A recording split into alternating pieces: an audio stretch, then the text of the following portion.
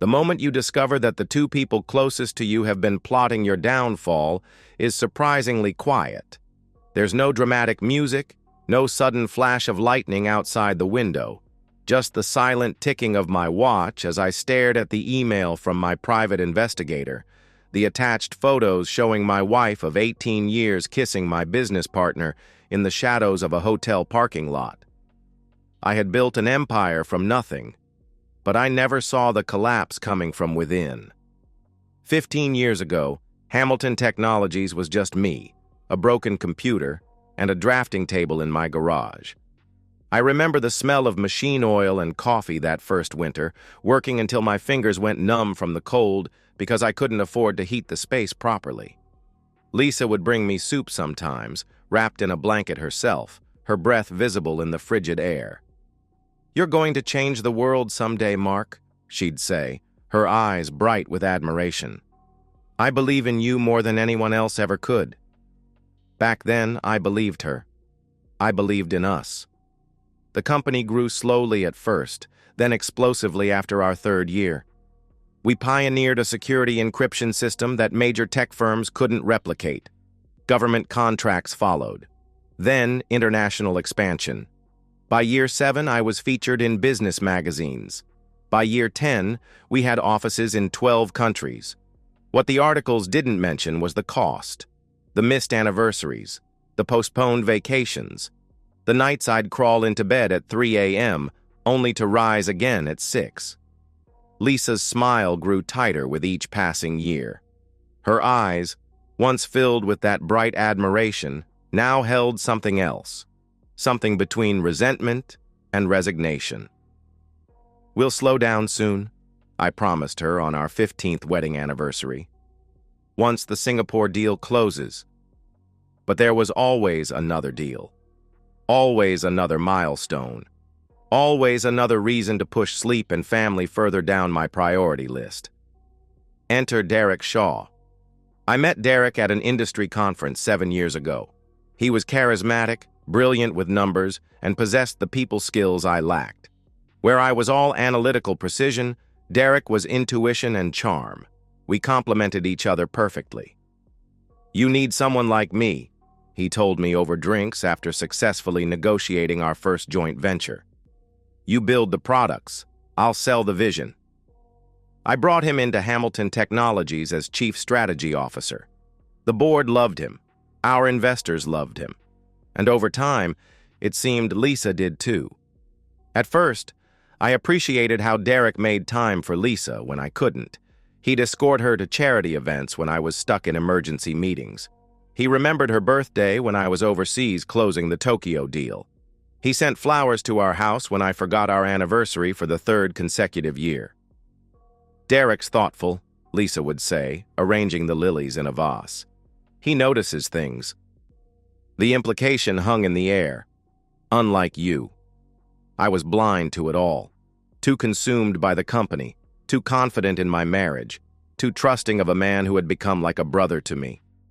Until 6 weeks ago, when I received an anonymous email with an attached document, a draft proposal for restructuring Hamilton Technologies' leadership. A proposal that would effectively dilute my controlling interest and transfer executive power to a new management team, with Derek at the helm. The document was preliminary, clearly not meant for my eyes. But there it was, with track changes showing edits from both Derek's company email and a personal Gmail account I recognized immediately as Lisa's. They weren't just having an affair. They were plotting to take everything from me. Something inside me, something that had been dormant for years while I built my business, suddenly awakened. A cold, calculating clarity I hadn't felt since those hungry days in my garage. I closed the email, deleted it from my server, and made a decision. I would not confront them. Not yet. Instead, I called Emily. My sister had been my silent partner since day one. While I was the public face of Hamilton Technologies, Emily operated in the background, managing our family's investment portfolio after our parents passed away. She had invested our modest inheritance in my startup and had maintained a small but significant stake in the company. More importantly, she was the only person in the world I trusted completely. "Are you certain?" Emily asked me, her voice steady as always despite the bombshell I'd just dropped. We sat in her minimalist downtown apartment, far from any potential eavesdroppers. I slid my phone across her glass coffee table. "See for yourself?" She read through the emails, the document drafts, her expression unchanging save for a slight tightening around her eyes. Finally, she set the phone down. "What do you want to do, Mark?" I looked out at the city skyline through her floor-to-ceiling windows. My company headquarters was visible in the distance, the Hamilton logo illuminated against the night sky. "I want to let them think they've won," I said softly. "And then I want to take everything back." Playing the fool is exhausting when you've spent your life being the smartest person in the room. But that's exactly what I did for the next several weeks. I began leaving the office earlier, claiming fatigue and stress. I mentioned potential retirement to board members. I allowed Derek to take the lead in meetings, nodding along to his proposals as if I were already checking out. At home, I made a show of drinking more than usual. Nothing dramatic, just enough for Lisa to notice and report back to her lover. I left financial documents conspicuously open on my home office desk. I even started therapy, making sure Lisa knew about it. "I think I'm having some kind of breakdown," I told my wife one night as we sat like strangers at our dining table. Lisa reached across and squeezed my hand, her wedding ring catching the light. "Maybe it's time to consider stepping back, Mark. You've worked so hard for so long. The company will survive without you at the helm." The concern in her voice sounded genuine. Had I not seen the evidence with my own eyes, I might have believed she actually cared. "Maybe you're right," I said, returning the squeeze with what I hoped looked like grateful desperation. Meanwhile, I had hired the best private investigator money could buy. Samuel Chen was ex-FBI, discreet and thorough. Within days, he had documented the full extent of Lisa and Derek's relationship, an affair that had apparently been going on for nearly 2 years. He tracked their meetings, photographed their rendezvous, and even managed to obtain recordings of their conversations in public spaces. One such recording cut me to the bone. "How much longer do we have to wait?" Lisa's voice, impatient and irritated. "The documents will be ready next month. Then we just need his signature." Derek sounding confident. "He's breaking down right on schedule. Did you see him at the quarterly meeting? He could barely focus." "Good." A pause. "I've given 18 years to that man. I deserve more than half in the divorce." "You'll get it all, baby. The house, the vacation properties, a substantial settlement. And once I'm CEO, we won't have to hide anymore." I listened to this recording in Samuel's nondescript office, my face carefully neutral. When it finished, I simply nodded and asked, "Is there more?" "Always more," Samuel replied, sliding another file across his desk. "But the question is, what are you going to do with what you already know?" What I did was contact Martin Zhao, my attorney since before Hamilton Technologies existed. I laid out everything: the affair, the corporate coup attempt, my counterplan. Martin listened without interruption, occasionally making notes, his expression grave. "What you're proposing is legal," he said finally. "But the timing must be perfect. One misstep, and they could argue coercion or fraud." "Then we'll be perfect," I said. The key to my plan lay in Hamilton Technologies' original articles of incorporation. When I founded the company, I included a provision allowing for the private transfer of shares between founding members without board approval. At the time, it was meant to protect our family interests. My parents were still alive then, and Emily was managing their investment. The provision had never been removed, though it had been buried under years of amendments and restructuring. Over the next month, I gradually transferred my controlling interest to Emily, keeping just enough shares in my name to maintain the appearance of control. The transfers were legitimate but executed through our private family trust, invisible to anyone who wasn't specifically looking for them. While I played the part of the deteriorating executive, Emily prepared to step into her new role. She studied our current projects, familiarized herself with our major clients, and worked with Martin to ensure every legal detail was airtight. The final piece fell into place when we discovered Derek's own vulnerability. He had been artificially inflating certain performance metrics to enhance his position in the company. Not enough to constitute outright fraud, but enough to demonstrate bad faith if exposed.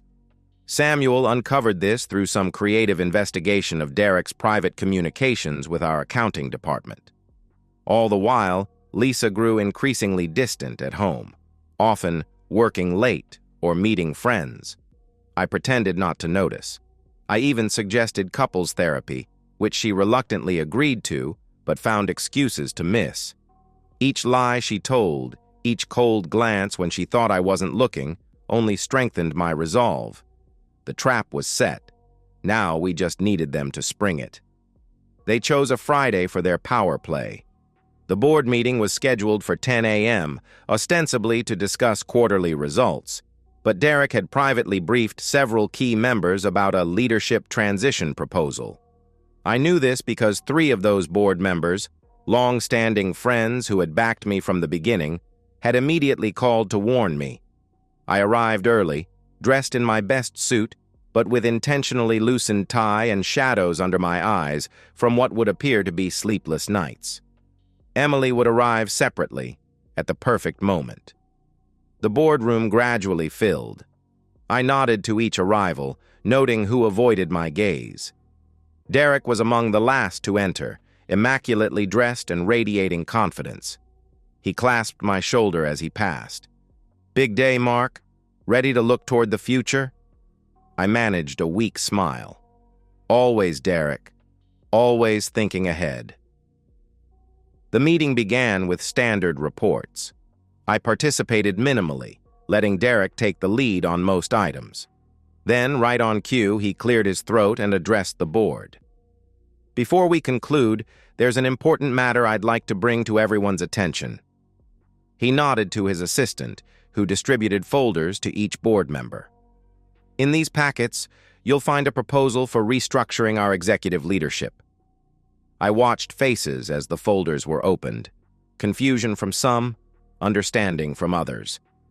Derek continued smoothly. "Mark and I have been discussing this privately for some time. Given his recent struggles with the demands of leadership, we believe this transition plan will best serve the company's future while allowing our founder the break he so clearly needs." All eyes turned to me. I let my gaze drop to the table, as if embarrassed by my own weakness. "Mark?" prompted Walter Garrett, our lead director. "Is this something you're on board with?" I looked up slowly, my expression carefully crafted to show resignation. "I've given my life to this company," I said quietly. "If the board believes this is the right direction, I won't stand in the way." Derek couldn't hide his momentary surprise at my easy capitulation, but he recovered quickly. "The documents require your signature, of course. They're all prepared." His assistant placed a thick folder before me. I opened it and began slowly reviewing the pages, turning each one with deliberate care. The room remained silent, tension building with each passing moment. Finally, I looked up. "Before I sign, I'd like to ask one question." Derek nodded magnanimously. "Of course, Mark. Anything. When did you first decide to sleep with my wife?" The silence in the room became absolute. Derek's face froze, his smile stuck in place like a mask. I don't know what you're talking about," he stammered finally. I reached into my briefcase and removed a thin file. "Let me refresh your memory then." I slid several photographs across the table, Derek and Lisa entering a hotel, embracing in his car, having dinner in a restaurant 2 hours from our hometown, date and time stamps visible on each. "Mark, this is inappropriate for a board meeting," Derek said, his voice tight with controlled panic. "Whatever personal issues we might have—" "Oh, but this isn't personal," I interrupted, my voice no longer weak or hesitant. "This is very much business. You see, while you were busy planning your coup, you failed to do your due diligence. I tapped the restructuring documents. These are quite impressive, except for one small detail. The boardroom door opened, and Emily walked in, followed by Martin Zhao. Allow me to introduce Emily Hamilton, my sister and the actual majority shareholder of Hamilton Technologies. Derek's face drained of color. Several board members gasped. Emily smiled coolly. Good morning, everyone. I apologize for the dramatic entrance, but it seemed fitting given the circumstances. Martin stepped forward, distributing his own set of documents. These papers confirm Ms. Hamilton's controlling interest in the company. 56% of all voting shares transferred legally over the past month in accordance with the company's original articles of incorporation. Walter Garrett flipped through the papers, his eyebrows raised. These appear to be in order. This is ridiculous, Derek protested, standing now. These transfers weren't approved by the board. They didn't need to be, Martin replied calmly. The provision was established at founding and never revoked. It's all quite legal. You can't do this, Derek said, turning to me, real fear in his eyes now. I stood slowly, straightening my tie. I already have. Emily took the empty seat at the head of the table, my seat. Now, she said, her voice firm and commanding, as majority shareholder, I'd like to propose some immediate changes to our executive structure. She looked directly at Derek. Starting with the termination of Derek Shaw for gross misconduct and breach of fiduciary duty. You have no grounds, Derek began. Emily cut him off. We have evidence that you've been manipulating performance metrics to enhance your position. We have documentation of your attempts to undermine the founder and CEO, and we have proof that you've engaged in an inappropriate relationship with the CEO's wife, creating a clear conflict of interest that you failed to disclose to this board. She turned to the directors. I move for an immediate vote on Mr. Shaw's termination. All in favor? Hands rose around the table. Even Derek's allies couldn't defend him in the face of such evidence. Effective immediately, Emily declared. Derek Shaw is removed from all positions within Hamilton Technologies. Security will escort you from the building following this meeting. Derek looked at me, his face a mixture of rage and disbelief. You set me up. No, I replied calmly. I simply waited for you to reveal who you truly are. I gathered my papers and stood. You told me once that I build the products while you sell the vision. The problem is, Derek, it was never your vision to sell. As security arrived to escort Derek out, I walked from the boardroom without looking back. For the first time in months, I could breathe freely again. One battle won, one more to go. Lisa was waiting for me at home that evening, pacing our living room with nervous energy. She must have heard from Derek already. What happened at the meeting? She asked as soon as I walked through the door, trying and failing to sound casual. I set my briefcase down and loosened my tie. Would you like the official version, or the truth? Her face paled slightly. What do you mean? The official version is that Derek Shaw has been terminated for ethical violations and breach of duty. The truth is that your lover tried to steal my company and failed spectacularly. Lisa's composure cracked. Mark, I don't know what Derek told you, but stop. I held up my hand. Just stop. I have the emails, Lisa. I have the photos. I have recordings of you planning your future together, a future funded by my life's work. She stared at me, calculations visibly running behind her eyes. Then, remarkably, she began to cry. It wasn't supposed to be like this, she sobbed. You were never here, Mark. Year after year, you chose the company over me. What was I supposed to do? You were supposed to talk to me, I said quietly. You were supposed to tell me you were unhappy.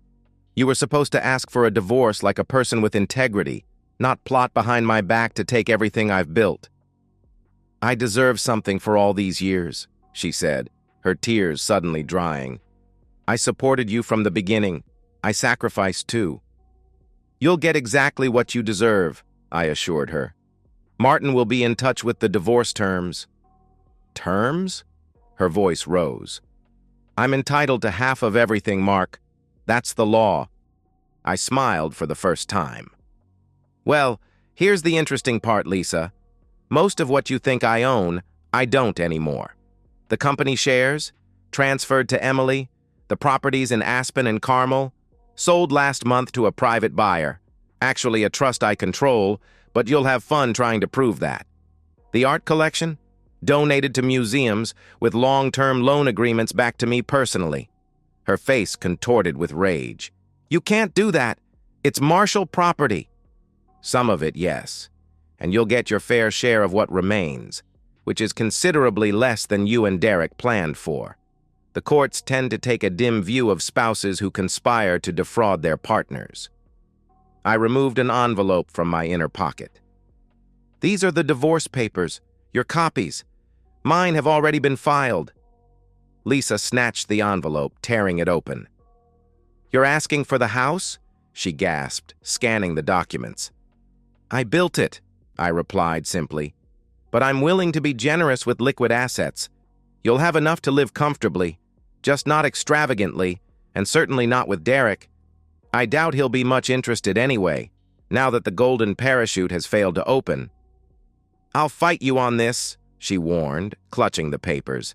I'll tell everyone what a cold, absent husband you were. You're welcome to try, I said, picking up my briefcase again. In the meantime, I'll be staying at the Four Seasons until you find new accommodations. You have 30 days. I walked to the door, then paused. 18 years, Lisa. That's what you said to Derek, that you'd given me 18 years. What you never understood is that I gave you those same 18 years. The difference is, I meant my vows. I left her standing there, surrounded by the trappings of a life built on my work and her deception. The weight I'd been carrying for months finally began to lift. The aftermath was predictably messy. Derek attempted to sue for wrongful termination, but withdrew the case when we countered with evidence of his performance manipulation. Lisa fought the divorce terms initially, but eventually accepted a settlement significantly smaller than she'd anticipated. The last I heard, she had moved to Phoenix alone. Derek, according to industry rumors, had taken a mid-level position with a competitor, his reputation permanently tarnished. Emily remained as majority shareholder but appointed me as CEO once again, this time with a renewed mandate from the board. We restructured the company's leadership, promoting from within rather than bringing in outsiders. Trust had become my most valued currency. 6 months after what company insiders now referred to as the event, Emily and I stood in my office, watching the sunset paint the city skyline in shades of gold and purple. We had just closed our most successful quarter ever. To resilience, Emily said, raising her glass of bourbon. I clinked my glass against hers. And to patience. Was it worth it? She asked after a moment. The price you paid? I considered the question. The loneliness of my empty house. The nights I still woke up reaching for someone who was no longer there. The knowledge that the two people I had trusted most had valued me only for what I could provide them. I didn't pay the price, I said finally. They did. They thought they were taking everything from me, but they only took things. The company, the marriage. Those can be rebuilt or replaced. And what can't be? I looked at my sister, the one person who had stood by me without condition or expectation. Integrity, I answered. Once you sell that, the cost is permanent. We finished our drinks in comfortable silence, watching as the city lights came on one by one, creating constellations against the darkening sky. I thought about the long road ahead, rebuilding trust, perhaps even opening myself to the possibility of love again someday. But not yet. For now, I had my company back. I had my self-respect. I had emerged from betrayal not just surviving, but victorious. Some would call it revenge. I prefer to think of it as justice, cold, calculated, and complete. They say success is the best revenge, but patience is what makes that revenge perfect. 1 year later. The invitation arrived on heavy cream stationery, embossed with the logo of the American Business Association. I had been named Entrepreneur of the Year, an honor that had once seemed important to me. Now it was just another accolade, though I appreciated the recognition of how far Hamilton Technologies had come since the event. The ceremony would be held at the Grand Hyatt downtown. Black tie, +1. I hesitated over the RSVP card. Since the divorce, I had immersed myself in the company, steering us through the transition and into a new phase of growth. Our security encryption system had been adopted by 3 more government agencies. Our international presence had expanded to 15 countries. The Hamilton name had become synonymous with innovation and reliability. My personal life, however, remained deliberately empty. I worked, I exercised, I occasionally had dinner with Emily and her husband. I read books that had gathered dust on my shelves for years. I slept soundly, no longer haunted by what I had lost. I checked "will attend" and left the +1 line blank. The night of the ceremony, I found myself standing at the bar, nursing a scotch while various industry figures approached to offer congratulations or attempt to discuss potential partnerships. I was courteous but brief, my tolerance for small talk significantly diminished by recent experience. "Mr. Hamilton?" I turned to find a woman I didn't recognize. She was roughly my age, with intelligent eyes and a smile that seemed genuine rather than practiced. "Dr. Elise Chen," she said, extending her hand. "I lead the research division at MIT that's been working with your encryption protocols." "Of course," I replied, shaking her hand. "Your team's adaptations have been remarkable. We've incorporated several of your suggestions into the next generation of the system." She looked surprised. "You've actually read our reports?" "I read everything that crosses my desk these days," I said. "A lesson learned the hard way." Something in my tone must have conveyed more than I intended, because her expression softened slightly. "I heard about what happened at your company last year," she said. "For what it's worth, your response impressed many of us in the academic community. Integrity is rare in the corporate world." Before I could respond, the announcer called everyone to their tables. The award presentation would begin soon. "That's my cue," I said. "It was a pleasure meeting you, Dr. Chen." "Elise, please." She smiled again. "And congratulations on your award. It's well-deserved." I watched her walk away, feeling something I hadn't experienced in a long time. A simple appreciation for a straightforward interaction with no hidden agendas, no manipulation, just professional respect. As I made my way to the main table, my phone buzzed with a text from Emily. "Heard through industry channels that Derek's new position didn't work out. Apparently his reputation preceded him. Some victories keep on giving. Enjoy your night, big brother." I slipped the phone back into my pocket, a small smile playing at my lips. When I took the stage later to accept my award, I surveyed the room full of business leaders, investors, and innovators. Somewhere in the back, I caught sight of Elise Chen, watching with what appeared to be genuine interest. "Thank you for this honor," I began. "When I started Hamilton Technologies 15 years ago, I believed the greatest challenge would be building something from nothing." I paused, making eye contact with various faces in the crowd. I was wrong. The greatest challenge isn't building, it's protecting what you've built while remaining true to the principles that guided you from the beginning. My speech was brief, focusing on innovation and integrity rather than my personal journey. I didn't mention betrayal or redemption. Those chapters were closed. At the reception afterward, Elise approached me again, this time with a proposal for a research partnership between her lab and Hamilton Technologies. We discussed possibilities for nearly an hour, our conversation flowing naturally from professional topics to more personal interests, books, hiking trails, obscure documentaries we both had seen. "Would you be interested in continuing this discussion over dinner sometime?"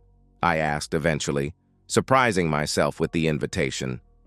She considered me for a moment, her expression thoughtful. "I'd like that. But I have to ask, are you sure you're ready? I've heard things about your recent past." The directness of her question was refreshing. "A fair concern," I acknowledged. "What happened changed me, certainly, but I refuse to let it define me or determine my future." Elise nodded, seemingly satisfied with my answer. "Then yes, dinner would be nice." As I drove home that night, a ward in my trunk and Elise's contact information in my phone, I felt something close to contentment. Not happiness, exactly. That would take more time, but a sense that the next chapter might be worth reading. My house was quiet when I arrived, still too large for just one person. But it was mine, uncontaminated by deception. I had considered selling it after the divorce was finalized, but ultimately decided against it. Some battles were worth fighting simply on principle. In my home office, I stopped before the wall where I displayed the original Hamilton Technologies business plan, framed alongside a photograph of that first garage workspace. I had added a new item recently, a simple quote printed in clean, elegant font. "The two most powerful warriors are patience and time." Leo Tolstoy. I had lost much, but gained something perhaps more valuable. The knowledge that I could survive betrayal without becoming bitter, that I could fight back without compromising my principles, that I could win without becoming like those who had tried to destroy me. Lisa and Derek had wanted to take everything. Instead, they had freed me to rebuild something stronger, a business founded on transparency, a life guided by authenticity, and perhaps someday, relationships based on genuine trust rather than convenience or advantage. That, I realized, was the ultimate victory. Not just reclaiming what was mine, but discovering that what I truly valued had never been at risk at all.